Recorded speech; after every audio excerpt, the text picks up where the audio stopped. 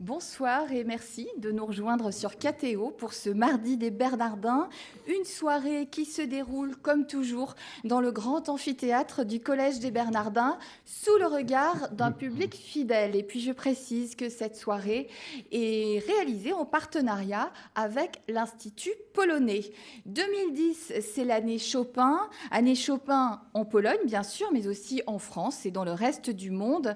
Cette année de festivités célèbre le bicentenaire de la naissance du compositeur. Et durant ces 12 mois, 2000 initiatives auraient été répertoriées dans le monde. Cette année exceptionnelle a été l'occasion de faire mieux connaître l'œuvre de Chopin, déjà très populaire, à un public toujours très large, plus large, en particulier le jeune public. Alors, durant cette soirée, nous nous intéresserons plus particulièrement à un thème, Chopin et l'exil. Né près de Varsovie d'une mère polonaise et d'un père lorrain, Chopin quitte en effet la Pologne au moment de l'insurrection de Varsovie en 1830. Il rejoint d'abord Vienne, puis Paris en 1831. Il a alors 21 ans. Le compositeur séjournera dans l'Hexagone jusqu'à sa mort en 1849. Une vie d'exil, nous le verrons. Donc, pour en parler ce soir, Monsieur Skowron, bonsoir. Bonsoir, madame. Bonsoir. Merci d'être venu jusqu'à nous parce que vous arrivez de Varsovie. J'arrive de Varsovie, je suis venu hier. Voilà, pour le grand plaisir des téléspectateurs et des gens présents dans le public ce soir. Vous êtes musicologue et professeur à l'Université de Varsovie. Vous travaillez plus particulièrement sur les aspects esthétiques et historiques de la musique du XXe siècle et vous êtes également un spécialiste de Chopin. Vous êtes l'auteur de nombreux ouvrages. Je précise que vous êtes également le traducteur des ouvrages de votre voisin, que je vous présenterai très vite. Le dernier en date est paru en Pologne. Est-ce que vous pouvez me traduire le titre ? Que je n'ai pas en tête, le titre de cet ouvrage. En polonais, ça sonne Świat muzyczny Chopina. Et en français, c'est français, l'univers musical de Chopin. Voilà. De mon maître, professeur Heidelberger. Et depuis 9 ans, vous êtes le rédacteur en chef de la revue publiée par l'Institut de musicologie de l'Université de Varsovie, c'est bien ça. Oui. Vous avez également édité l'intégrale de la correspondance de Chopin. Oui. À vos côtés, Monsieur Jean-Jacques Galdinger, bonsoir. Bonsoir. Vous êtes également musicologue, grand spécialiste et dit-on spécialiste mondial de Chopin et professeur émérite de l'Université de Genève. Vous êtes l'auteur de nombreux ouvrages sur la littérature pianistique du XIXe siècle. Je citerai les 2 dernières publications parues chez Fayard. Alors, Chopin vu par ses élèves, c'était en 2006, ainsi que Chopin et Pleyel, un ouvrage beaucoup plus récent, paru en 2010. Alors, je l'ai lu avec beaucoup d'intérêt, et outre l'intérêt scientifique, je précise qu'il comporte de nombreuses reproductions de documents, une iconographie vraiment intéressante, et puis un classique, l'univers musical de Chopin, également chez Fayard. Voilà, vous avez beaucoup œuvré durant cette année Chopin puisque vous êtes membre du comité scientifique et artistique de Chopin 2010, et je précise que vous êtes également le commissaire d'une exposition qui s'est tenue cette année à la Cité de la Musique et qui est intitulée Chopin à Paris, l'atelier du compositeur. Une exposition qui, j'espère, se promènera un jour ou l'autre ailleurs en Europe ou en France. Enfin, à côté de vous, Madame Edith Walter, bonsoir. Bonsoir. Vous êtes musicologue et puis vous êtes également journaliste.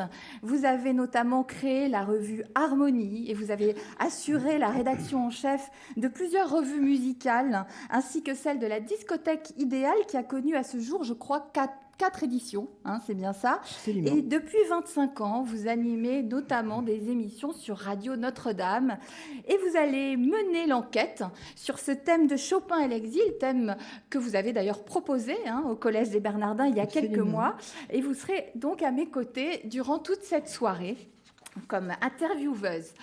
Alors, entrant donc tout de suite dans le vif du sujet avec une première partie consacrée au thème de la terre natale de Chopin et bien sûr à ses années de formation en nous posant notamment la question, Edith Walter, de l'imprégnation et de l'influence de la culture polonaise sur le compositeur.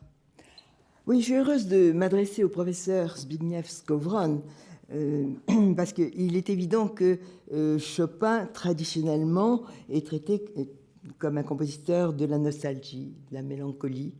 Et le XXe siècle a révélé vraiment l'importance de ces toutes premières années, des traumatismes qui peuvent venir, traumatismes affectifs, ou je ne sais, qui pourraient peut-être justifier cette mélancolie.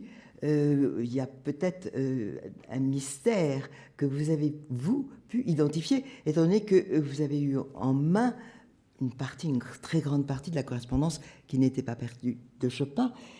Et pouvez-vous nous dire si vous attribuez en partie cet état d'âme à la souffrance d'un exil ou à un traumatisme que l'on ignorerait jusqu'à ce jour du jeune Chopin? Bon, quand Chopin quitte Varsovie au début de novembre 1830, il quitte la ville comme un jeune homme heureux, tout heureux.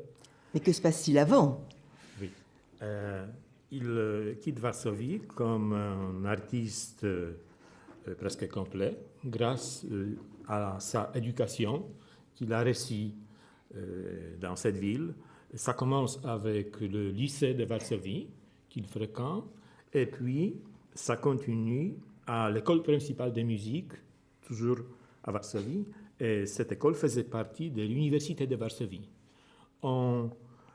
Souvent, on pense que Chopin a fréquenté le conservatoire de Varsovie. Ce n'est pas vrai. Il a fréquenté cette école principale de musique qui faisait partie de l'université. Et ces faits avaient une conséquence énorme pour son éducation parce que comme élève de l'université, il pouvait suivre beaucoup de cours. Il suivait les cours de la littérature, des cours d'histoire, etc. Donc, cette participation à la vie de l'université de Varsovie lui a formé comme un homme bien éduqué, bien éduqué, pas seulement dans la musique, mais aussi dans les matières plus générales. Mais Zbigniew Skowron, pardonnez-moi de vous interrompre, la famille elle-même, c'est un enfant qui naît dans une famille qui est musicienne, qui a tout à fait les moyens d'être attentif à cet enfant. Comment est-il reçu? C'est un génie, il manifeste son génie de façon très précoce. Quelle est cette famille? Quel est le cadre familial? Je pense qu'on peut parler surtout du rôle de sa mère qui jouait le piano, mais on sait aussi que son père jouait la flûte. Donc, ses parents aimaient la musique. Ils étaient éduqués d'une certaine manière. Donc, c'était grâce à sa mère que Chopin, comme enfant, a commencé à s'intéresser à la musique. Et on a bien découvert son talent. Et le parent ne faisait pas des obstacles. Ça arrive quelquefois qu'on fait des obstacles à ça. Et ses parents étaient tout d'accord. Et comme ça, Frédéric pouvait s'éduquer dans la musique. Et ce qui est très intéressant, le fait qu'il avait un seul professeur de piano. Je dois le souligner. Et c'était Wojciech Żywny, un Tchèque qui finit à Varsovie. Donc, ses leçons avec Żywny, il a fini ses leçons à l'âge de 12 ou 13 ans.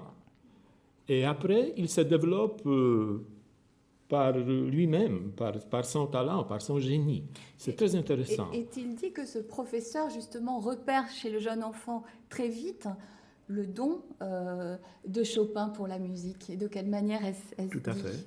Tout à fait. Żywny a découvert son génie, pas seulement en ce qui concerne jouer le piano, donc pas un don pianistique, mais aussi un don des compositeurs. Et c'était probablement Żywny qui a écrit les premières compositions de Chopin. À 7 ans. À 7 ans, c'était une polonaise en si bémol mineur qui était écrite par Żywny et puis d'autres compositions, peut-être par le père de Chopin. Donc on a découvert tout de suite ces deux talents, un don des pianos tout particulier, et puis aussi un talent des compositions. Donc voilà, ce sont d'autres aspects de l'éducation de Chopin à Varsovie. Et puis il y a un autre aspect, comme ça nous passons aux études de Chopin à cette école principale de musique. Ça commence avec Józef Elsner, son professeur de la composition. Je pense que le rôle de Elsner était aussi extraordinaire parce qu'il ne voulait pas former Chopin selon son imagination, selon son plan. Il a laissé Chopin aller son chemin. Et puis, il a aussi montré à Chopin l'importance de la tradition classique, de la tradition baroque, de la tradition de Bach surtout. Et ça formait l'aspect classique de Chopin, parce que quand on parle de Chopin, il faut considérer deux aspects. C'est une individualité assez complexe.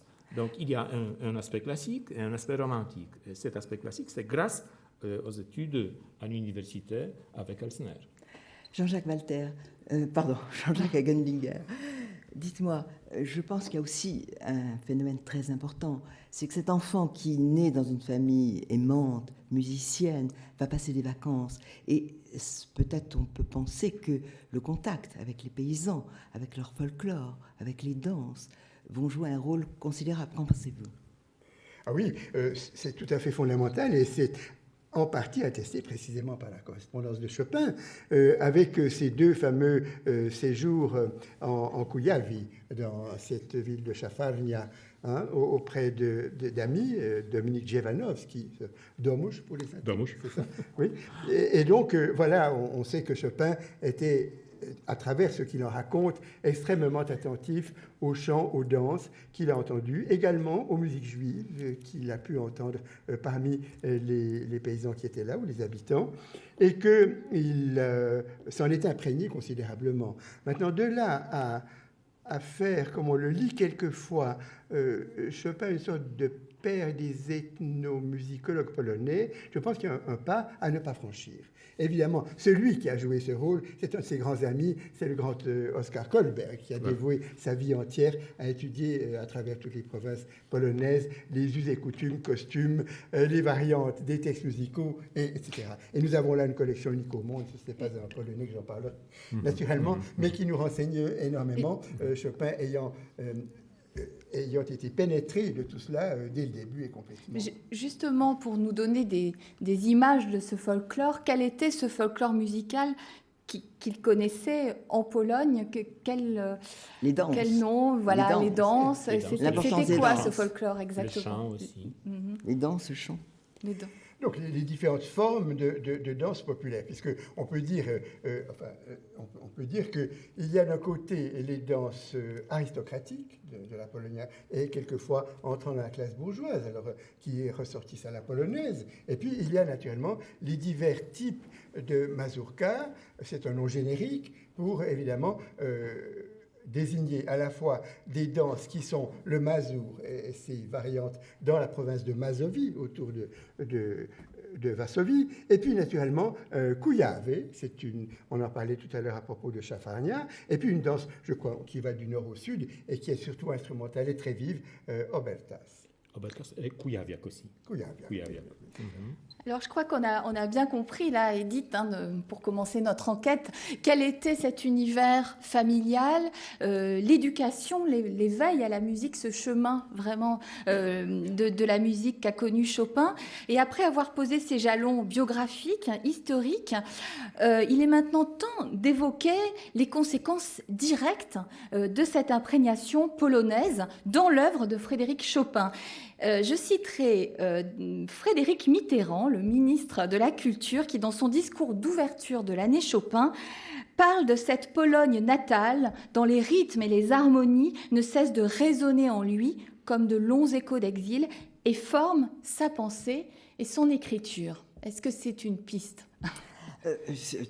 tout est une piste, c'est évident. Mais je pense que c'est intéressant, si vous voulez, Catherine, qu'on suive la chronologie et que l'on voit justement comment se développe la carrière, la création de l'œuvre de Chopin en parallèle avec sa vie.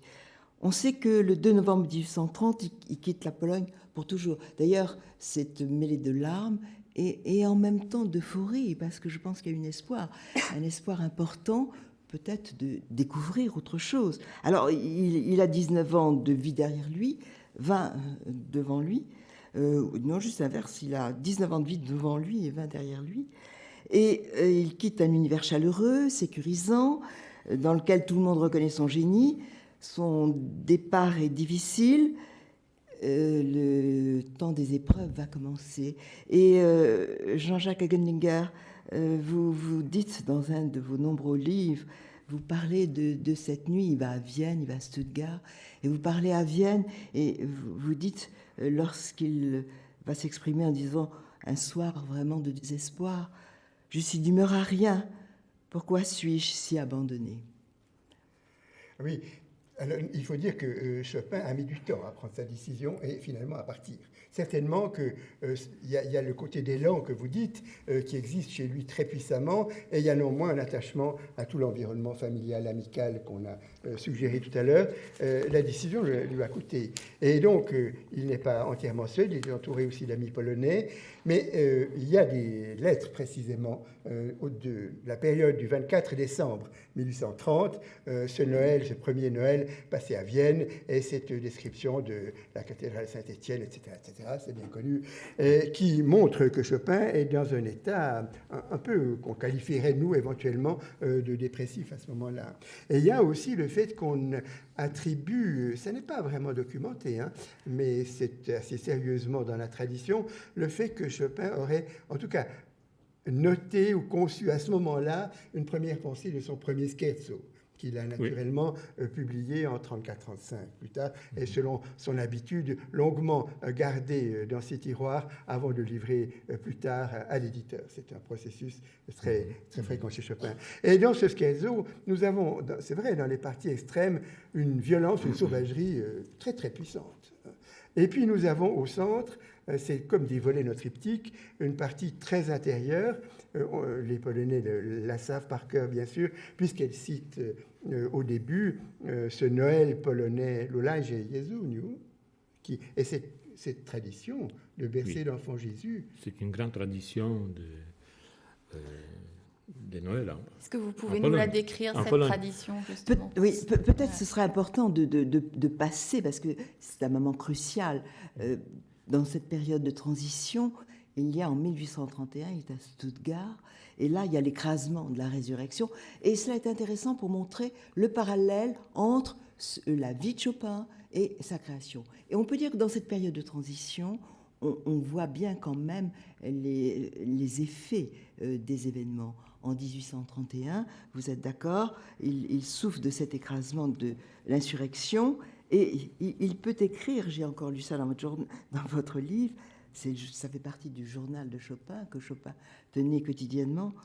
Oh Dieu, et tu es là, et tu ne te venges pas. Pour toi, il n'y a pas encore assez de crimes moscoviques, ou bien tu es moscovite toi-même.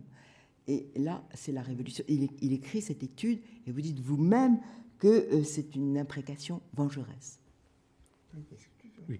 Bon, il faut souligner surtout l'importance de cette insurrection de novembre, parce que quand Chopin quitte Varsovie, à peu près 3 semaines avant, et l'insurrection commence, donc il le quitte le 2 novembre, et ça commence le 29 novembre. Et il reçoit cette nouvelle quand il est à Vienne. Et ça lui choque, bien sûr. Et c'est juste l'échec de cette insurrection qui a fini au début de septembre 1831, quand Chopin était à Stuttgart, et quand il a écrit ces mots que vous avez déjà cités, que vous venez de citer.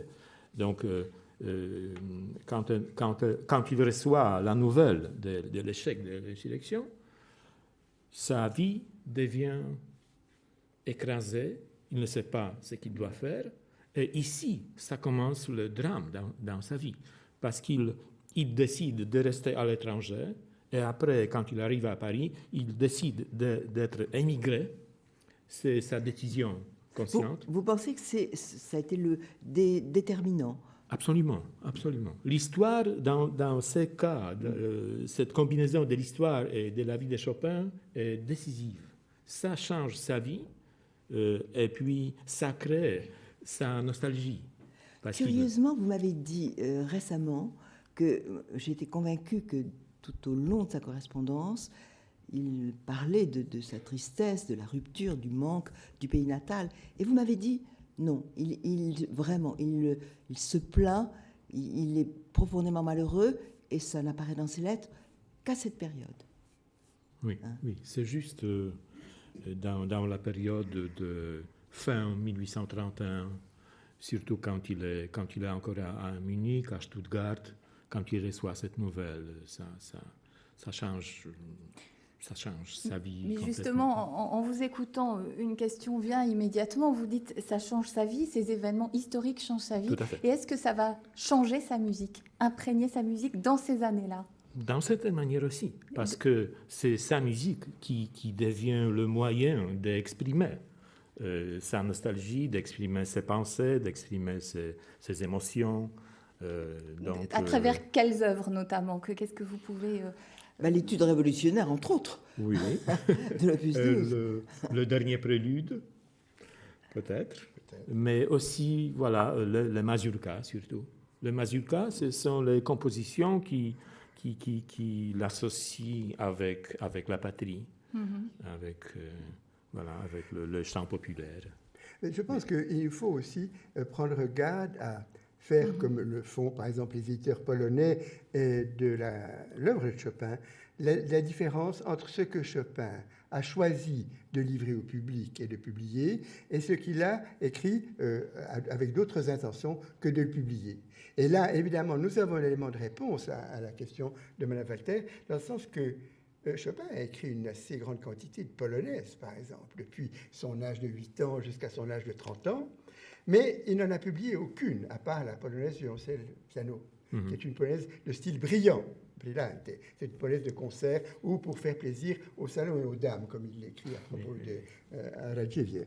Mais vous voyez que les 7 polonaises qu'il a publiées, opus 26, la grande polonaise héroïque, et finalement la polonaise fantaisie, sont toutes dans une évolution énorme d'elles-mêmes et témoignent à ce moment-là éventuellement d'un rôle de barde de la Pologne que Chopin a pu avoir dans cette danse noble.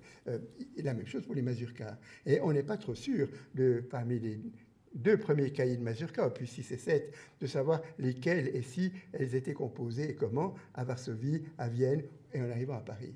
La même chose pour en tout cas, des 2 nocturnes de l'opus 9. Donc là, il y a une incertitude chronologique, n'est-ce pas, qui n'est pas documentée, mais c'est tout à fait intéressant de voir le choix que fait Chopin, et ça, c'est une chose par rapport aussi à la réception de l'image qu'on a de lui. Il est évident qu'on compte sur lui aussi dans les milieux polonais, bien entendu son professeur Elsner, bien entendu ses amis Mickiewicz et surtout Witwicki, plus proches, en disant il faut que vous nous écriviez un opéra national.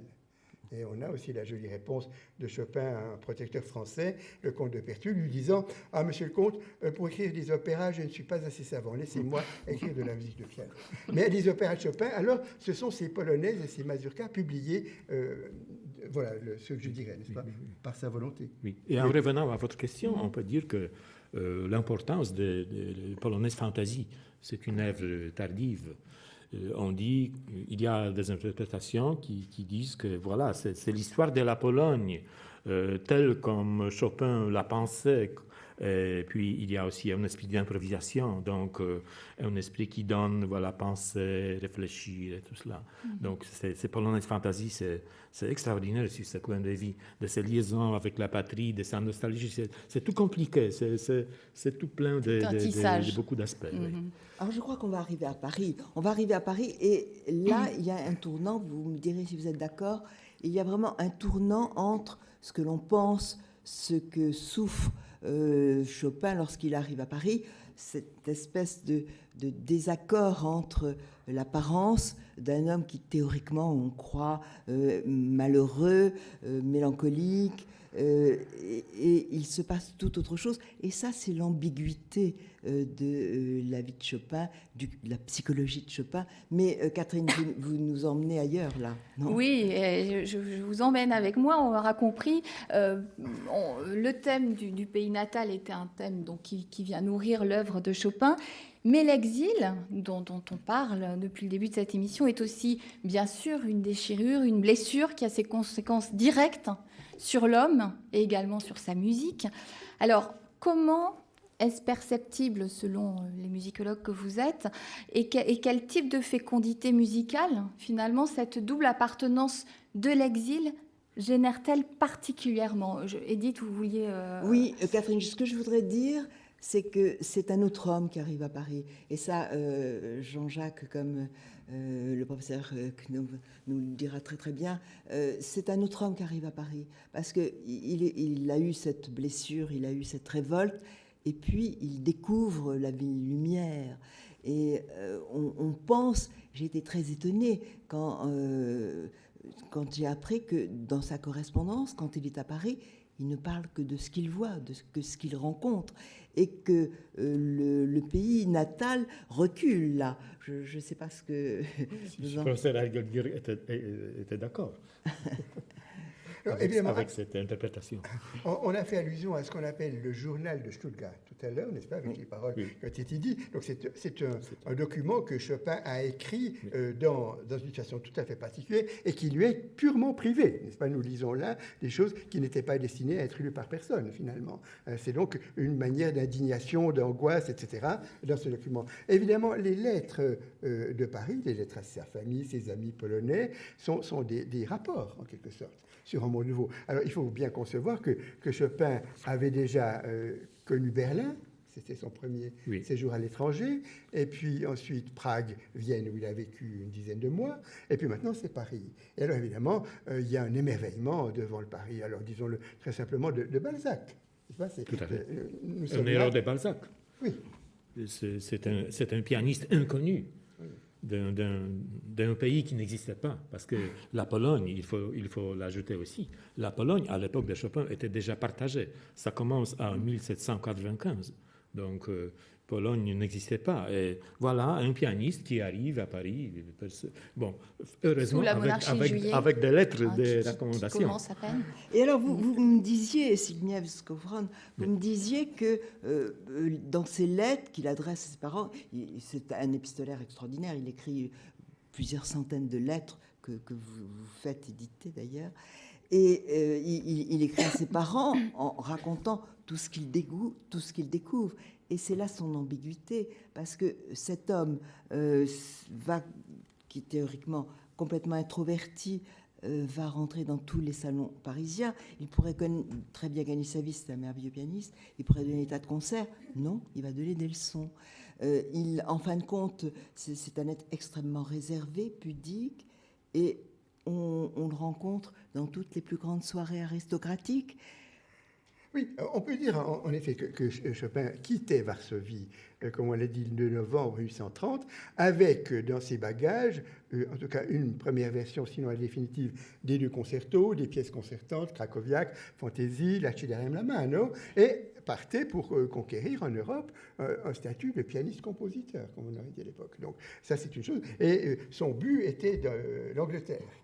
Le passeport qu'il a obtenu, je crois, à Vienne, indiquait l'Angleterre comme destination. Et puis finalement, il est resté à Paris. Et l'Angleterre, il l'a connu à 2 autres reprises, mais plus tard, dans d'autres circonstances, comme on sait. Et que, évidemment, ce premier concert qu'il a été amené à faire de toutes pièces, et qui lui a pris 4 mois de travail pour finalement pouvoir jouer chez Pleyel, rue Cadet, dans une date qu'on sait maintenant précisément, le 25 et le 26 février, avec un programme qu'on connaît aussi, s'il l'a joué, apparemment oui, d'après la critique de Fétis. Eh bien, ce concert a été définitif, c'est un coup énorme pour à la fois convaincre le public de son talent. Il n'y avait pas 100 personnes. dans les lieux. Nous, on les connaissons, ils n'ont pas changé. On ne peut pas placer 6 pianos, on ne peut pas mettre, y compris les messieurs debout dans l'embrasure des fenêtres, on ne peut pas mettre 100 personnes dans ces 3 salles.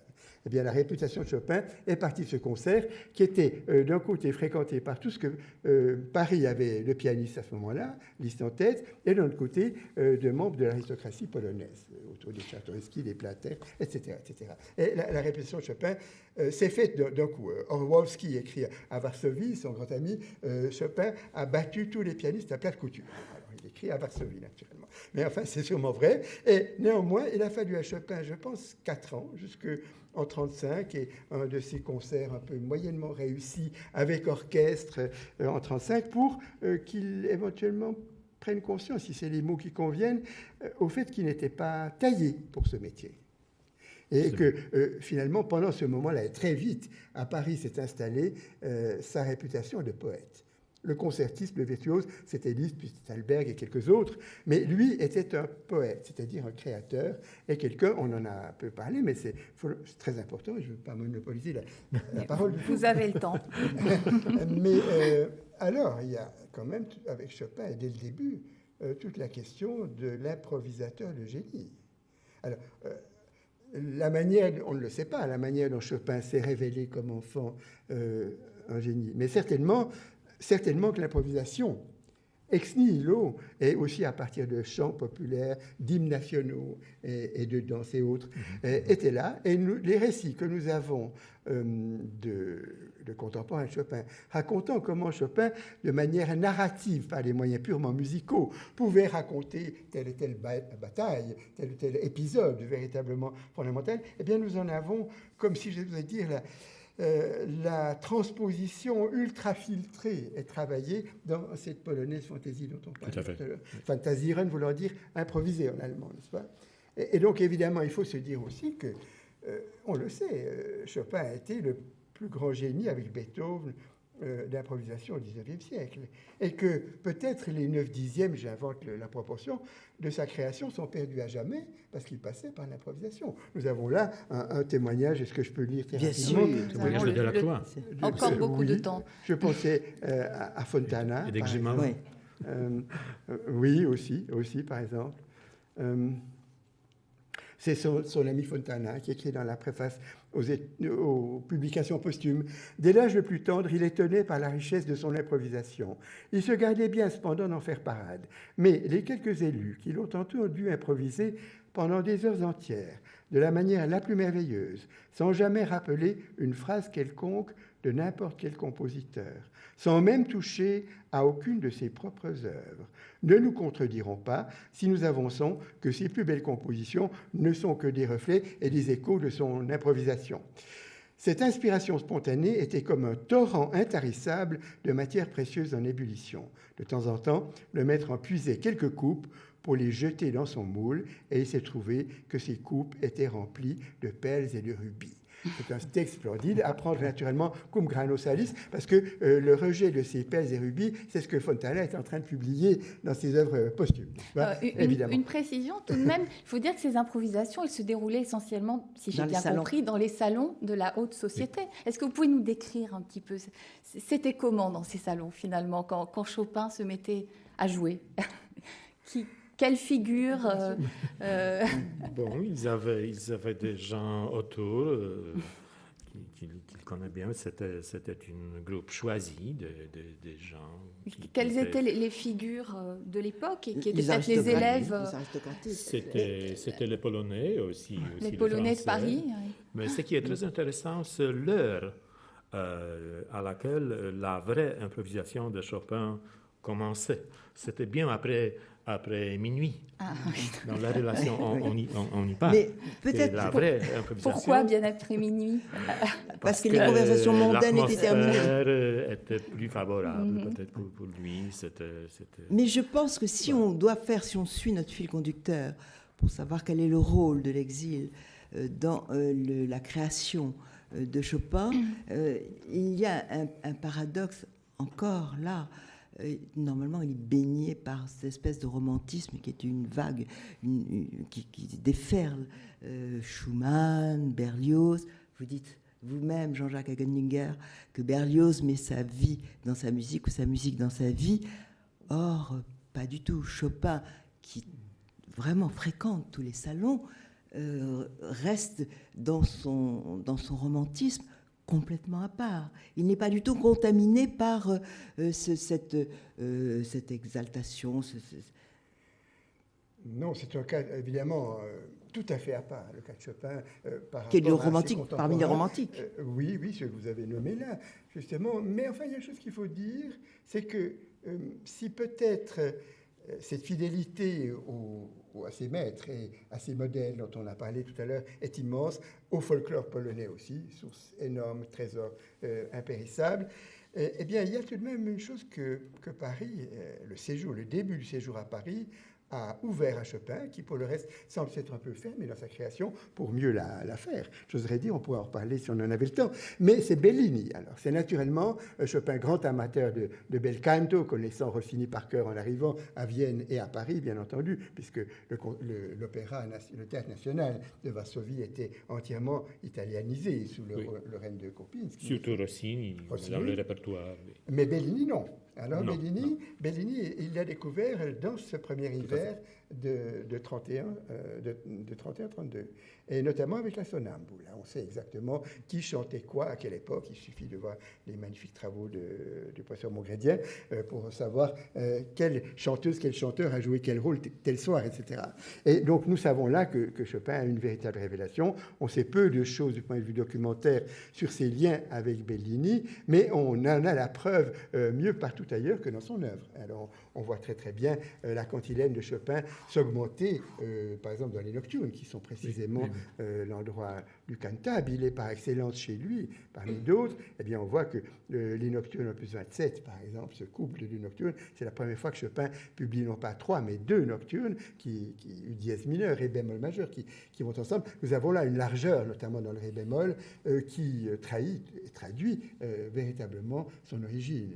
Et puis, nous avons une des études, la 7e étude du 2e cahier, cette étude en dièse mineur avec cette main gauche de violoncelle, qui, à partir du moment où les 2 premières mesures s'installent, sont un hommage direct avec une harmonie très précise à tel endroit de la mesure à Bellini.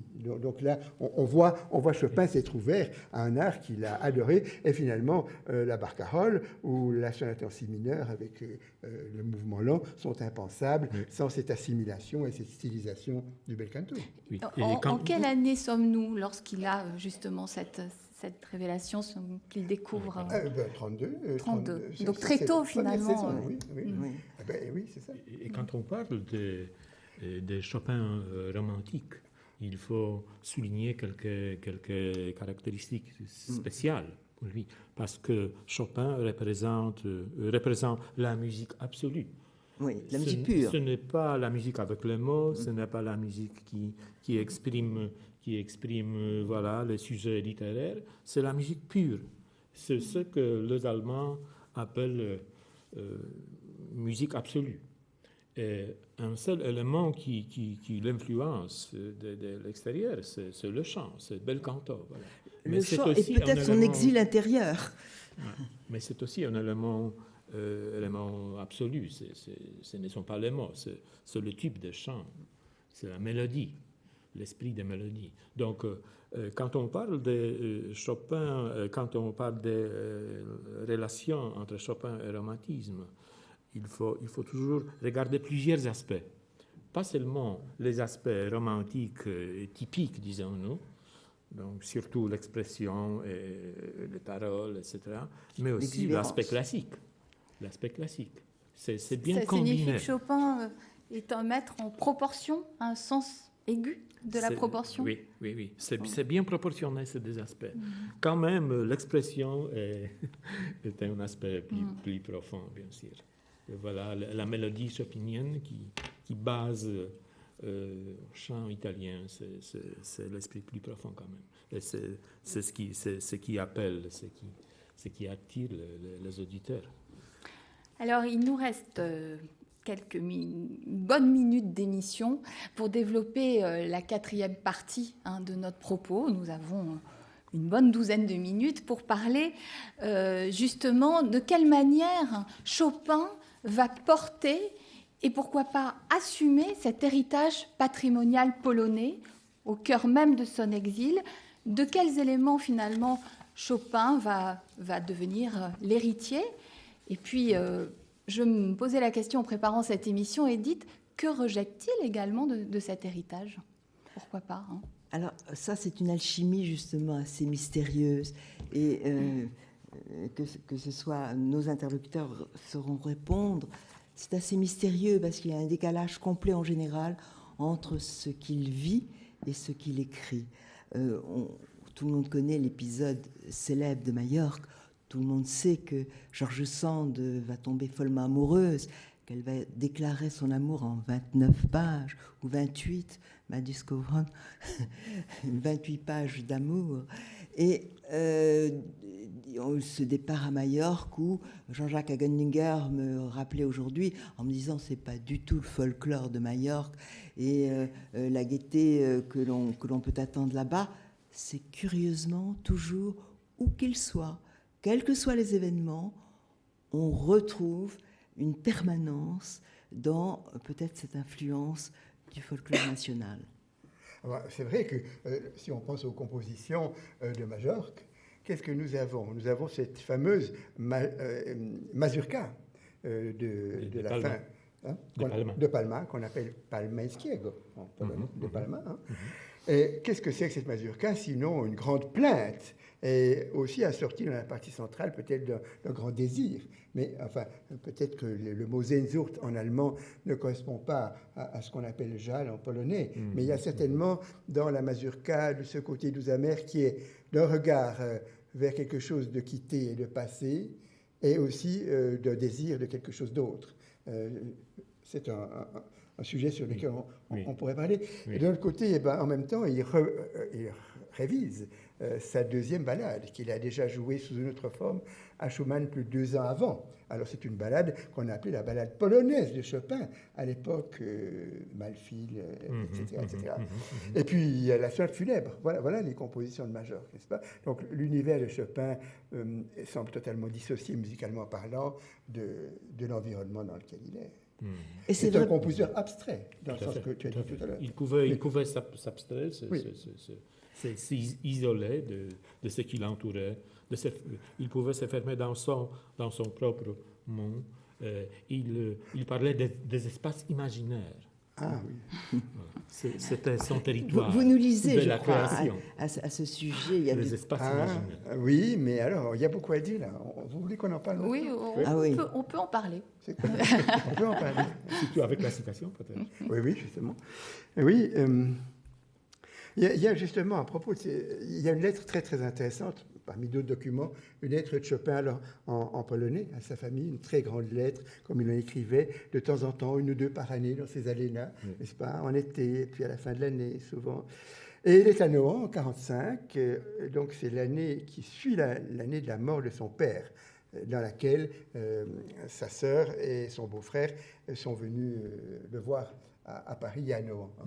Et puis donc le souvenir de cette sœur est constamment présent dans les objets, dans la maison de Nohant. Et le voilà qui écrit ceci à sa famille. « Je suis toujours d'un pied chez vous, en Pologne, et de l'autre dans la chambre voisine, où la maîtresse de la maison travaille en ce moment. Pas du tout chez moi, mais, comme d'habitude, dans des mondes étranges. Ce sont certainement, en français, des espaces imaginaires. Mais je n'en éprouve aucune honte. Ne dit-on pas chez nous, il est allé en imagination au couronnement. Et moi, je suis éperdument un vrai maso. Aussi, sans réfléchir davantage, ai-je composé 3 nouvelles mazurkas. Alors, évidemment, le passage est magnifique parce qu'il relie immédiatement la composition de ces 3 mazurkas de l'opus 59 avec ce sentiment. Mais il faut ajouter une chose que les musicologues ne savent pas trop, je crois, c'est que cette expression l'espace imaginaire en français n'est pas de Chopin, mais est une expression française utilisée à ce moment-là.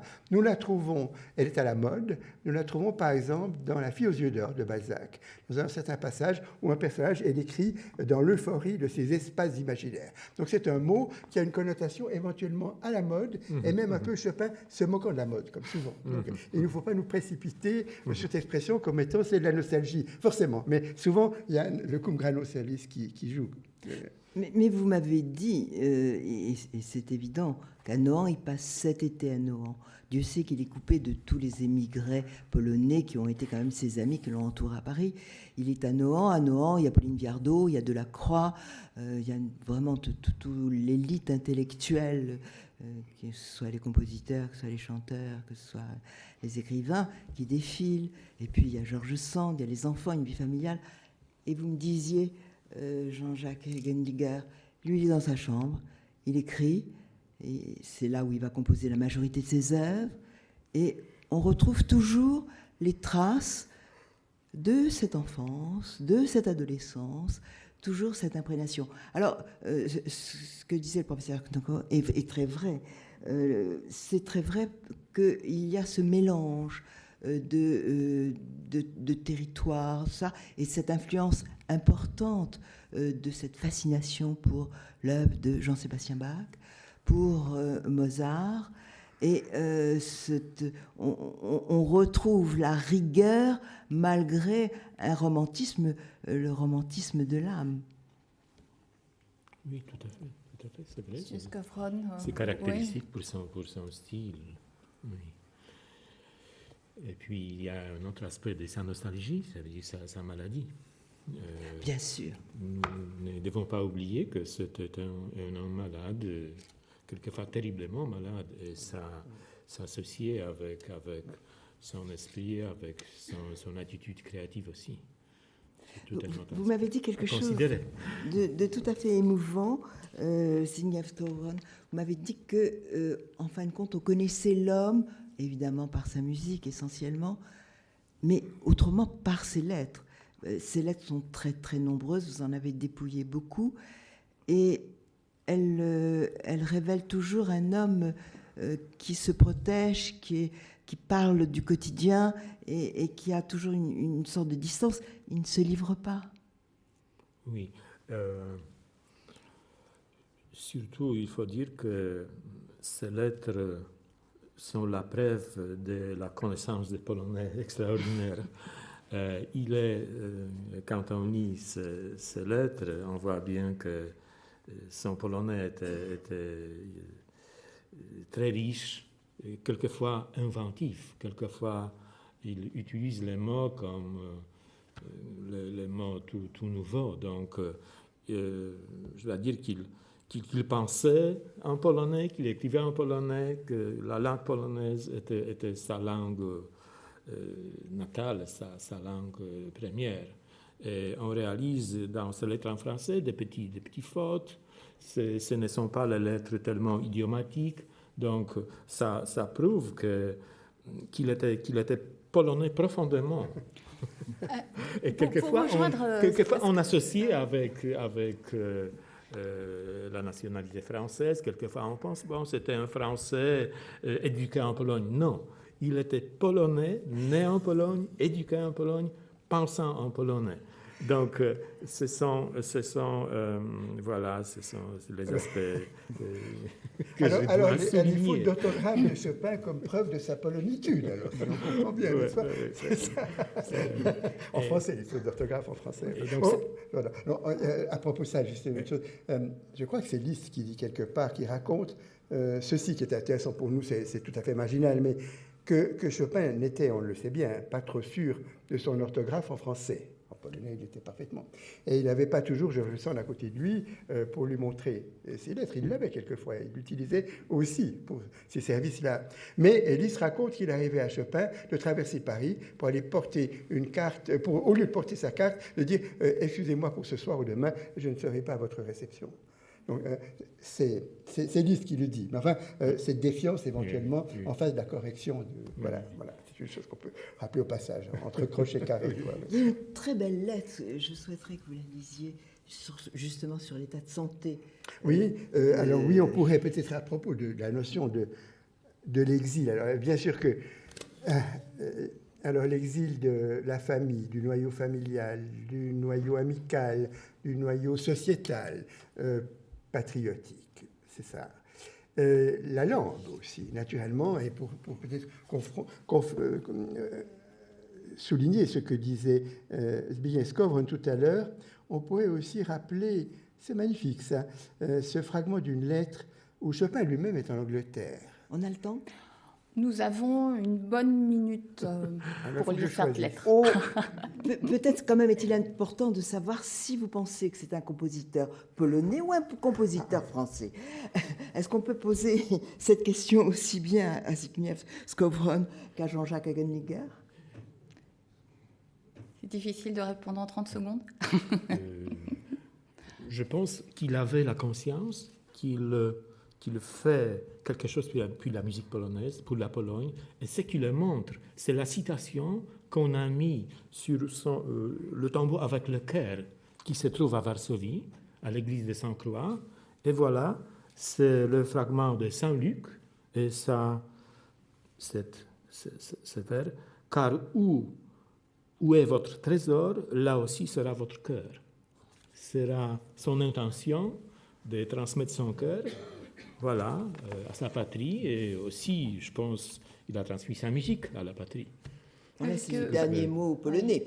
Précisons, si je ne m'abuse, que le corps de Chopin repose au cimetière du Père-Lachaise, mais que son cœur était en Pologne. Envoyé à Varsovie. C'était sa sœur Ludwika qui l'a imprimé avec. 30 secondes encore oui, pour moi je voudrais vous. simplement dire que je pense que c'est une question rhétorique, votre question, et qu'elle ne se pose peut-être pas sous la forme que vous dites Chopin était-il ou français ou polonais. Évidemment, son œuvre imprégnée très largement de Pologne, pas uniquement. Il l'a légué à la Pologne, mais il l'a légué au monde entier aussi. C'est évident. C'est universel. Et nous avons un texte, je le cite au passage, mais d'Alfred Cortot, qui se préoccupait aussi de répondre en tant que Français à la question « Ce que Chopin doit à la France ». Ça s'appelle comme ça. C'est avant 1939. Et évidemment, il lui doit des qualités raisonnables, résonnantes, des qualités que son père lui a appris. Car après tout, le français, s'il ne l'écrivait pas toujours correctement, il le parlait parfaitement. Et on le parlait parfaitement autour de lui. Et qu'est-ce qu'on a lu à Chopin dans ces derniers moments? Eh bien, c'est l'article goût du dictionnaire philosophique de Voltaire. Alors ça ne marche pas peut-être tout à fait avec d'autres choses, mais je le signale simplement comme document historique. Après tout, moi je ne peux pas entrer dans la question de dire est-ce que Chopin était polonais ou français. Je vous remercie vraiment très sincèrement tous les trois d'être venus de si loin aussi, pour deux de nos invités. Cette émission est maintenant terminée. Je vous remercie de l'avoir suivie. Si vous voulez en savoir plus sur les derniers événements de l'année 2010 consacrés à Chopin en France et dans le monde, vous pouvez vous rendre sur le site internet qui lui est consacré, chopin2010.pl. Il reste encore quelques rendez-vous. Je signale notamment une initiative peut-être un peu surprenante. C'est un récital intitulé Jazz Chopin. Maintenant, on connaît ses dons d'improvisateur et qui aura lieu le 26 novembre prochain à 20h au Goethe-Institut de Paris. Le jeune pianiste polonais Mateusz Kolakowski, appelé par certains l'enfant prodige du jazz, s'y produira et il proposera ce soir-là des improvisations sur des thèmes de Chopin. Et puis, bien sûr, une visite dans la maison de George Sand, maison dont vous parliez tout à l'heure, Edith, à Nohant, est toujours possible à n'importe quel moment de l'année et pas seulement durant l'année Chopin. Un site internet pour prévoir sa visite, maison-georgesand, monumentsnationaux.fr. Les mardis des Bernardins vous donnent rendez-vous dès la semaine prochaine autour d'une toute autre question, dirigeant ou actionnaire. Qui contrôle qui? Bonsoir à tous.